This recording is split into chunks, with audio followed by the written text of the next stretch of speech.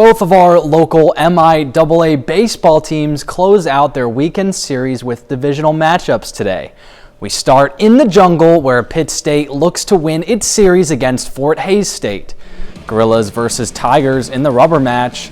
We start in the fifth. Tanner Leslie on the mound strikes out the batter for out number 1.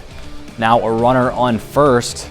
It's going to be a tough play for Ricky Sanchez, but he makes the throw just in time. Gorillas lead 2-1.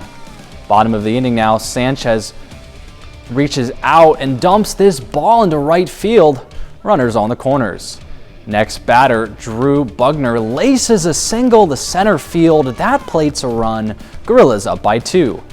In the sixth now, Tigers close the gap to 2. Runners on the corners. Double play ball, but the Gorillas just can't turn it. The Tigers played another 4-3. 2 outs now, runner on first. Caden Castellanos gets the batter to sky it to right. Alex Rogers makes the catch. Gorillas escape the 6 with the lead, but the Tigers score 2 more in the 7th, and Pitt State can't answer. The Gorillas lose 5-4, drop the series to Fort Hays State. In Edmond, the Lions don't have much more success. The Broncos beat them 5-0, sweeping the weekend series. On Wednesday, the Lions are at home to face the Gorillas, where both teams will look to get back in the win column. Right across from the baseball stadium, Gorillas softball has a couple of matches of their own today. A doubleheader against Emporia State.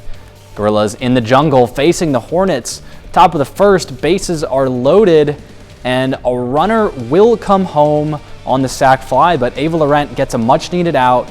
She'd escaped the first with no more damage. Bottom of the inning, Elena Rushing tops one to first, but she's fast and she's safe. She'd add a stolen bag and come home to score. Second inning, Heather Arnett backpedals and makes the over-the-shoulder catch for the out. Arnett again has a tough play, but she'll field this 2-hopper and make the throw just in time. In the third, there's runners on the corners, but Laurent forces the easy grounder to first. We're still tied at 1.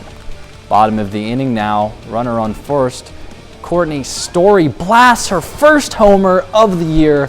Gorillas up by 2. Pitt State goes on to play 4 more, and they best the Hornets 7-3. In Game 2, the win comes a little easier. Pitt State blows out Emporia 11-1. Kaden Trokim brings home 6 herself, and the Gorillas sweep their doubleheader for the second day in a row. Riding a 4-game win streak, they'll travel to Claremore for a doubleheader with Rogers State on Friday. Well, it's the final day of March Madness's opening weekend, and it sure wasn't a disappointing one. The 1-seed Florida Gators take on the defending champ UConn Huskies for a game of the ages. 1-seed Florida, 8-seed UConn, and the Gators are in trouble second half. Alex Caravan with a wide open look sinks the triple. The Gators trail by 4, less than 3 minutes left. Gators, Walter Clayton Jr. pulls up from 3 and he drains it. Lead by 1. Less than a minute later, solo ball from 3. We're all tied up.